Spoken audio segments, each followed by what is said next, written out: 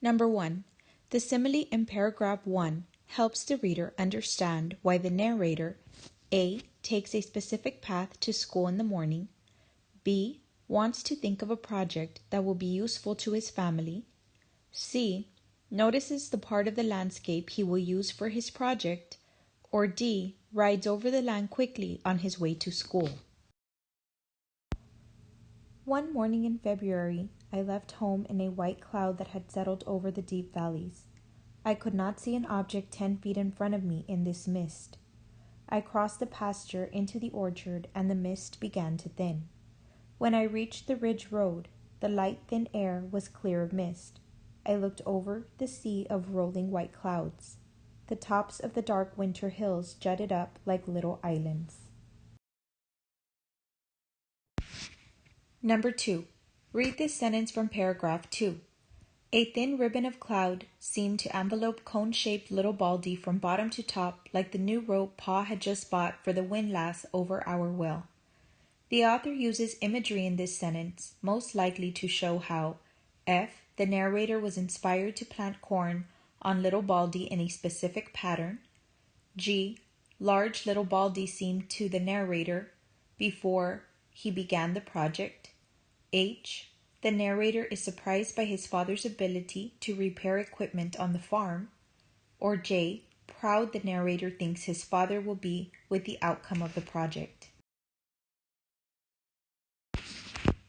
Number 3. In paragraphs 7 through 10, why is the father's response to the narrator's plan important to the excerpt? A. It shows how pleased the father is with the narrator's decision. B. It gives the narrator a chance to explain his reasons for selecting the project. C. It provides the narrator with the support he needs in order to begin the project. Or D. It allows the father to give advice to the narrator about how to clear the land. Yes, I've been thinking about clearing that hill up someday, Pa said. Pa, I'll clear up all this south side and you clear up the other side, I said. And I'll plow all of it and we'll get it in corn this year. Now this will be some undertaking, he said. I can't clear that land up and work 6 days a week on the railroad section. But if you will clear up the south side, I'll hire Bob Lavender to do the other side. That's a bargain, I said. Number 4. When the narrator explains how he completed his project, his classmates' response shows that they F. have changed the way they perceive the narrator, G. realize how much the outcome of the project means to the narrator, H. want to participate in a similar project on another piece of land, or J. believe that the professor thinks the project is excellent. Number 5. Paragraphs 11 through 15 support the primary theme of the excerpt by emphasizing the narrator's A. diligence, B. satisfaction, C. sincerity, or D. modesty. Number 6.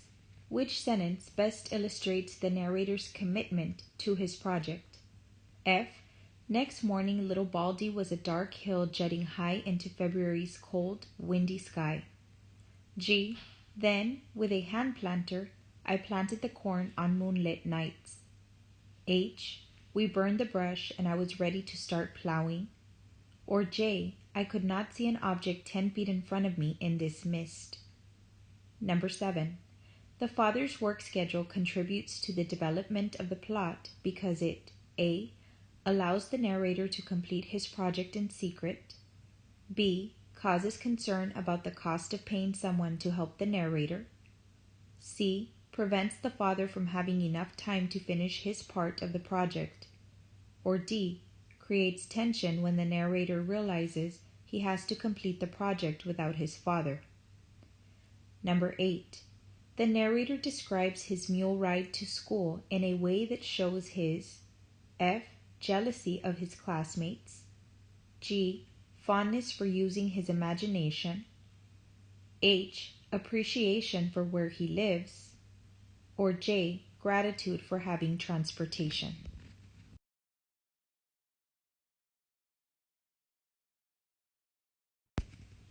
Number 9. The sensory language in paragraph 1 helps the reader understand that Bayard A. believes that she is prepared for her journey, B. wishes she could use a different form of transportation, C. thinks that she will not enjoy such a long train ride, or D. is impressed by the fine features of the train's interior. The train pulls up to the station, right on time. The conductor helps lug my trunk up the stairs and into my compartment. I sit down on the gorgeous plush red velvet bench where I will be spending the next 12 hours.